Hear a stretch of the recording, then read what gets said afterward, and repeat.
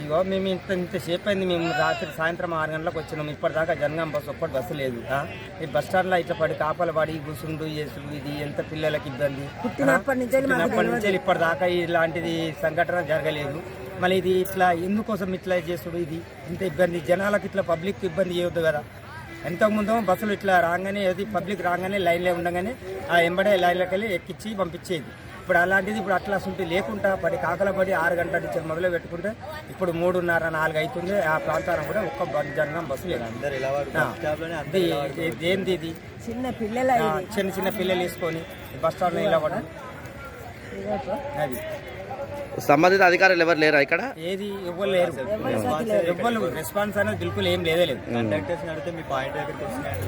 ఏమనంటే ఇక్కడికి వస్తున్నాయి అంటారు అంతే. ఇన్ని రోజులు వచ్చి మాకు ఈ పరిస్థితి ఎన్నడూ రాలేదు. ఇలాంటి పరిస్థితి పిల్లలు ఎక్కడ పోవాలి పరిస్థితి. బస్ స్టాండ్ లో మరి ఏమైనా తాగడానికి తాగునీరు కానీ ఏమన్నా ఉన్నాయా? ఎలాంటిది ఏం పెట్టలేదు. ఎలాంటి ఇక్కడ వంటల సౌకర్యం కూడా ఏది లేదు. కూడా ఇక్కడ బస్ స్టాండ్ లో ఎలాంటిది ఇక్కడ నీళ్లు లేవు, చాలా పోయినసారి అయితే ఇంత డేంజర్ ఇంత దూరంగా లేదు. ఇప్పుడే ఇట్లా అయింది. బస్ స్టాండ్ పైన ఇట్లా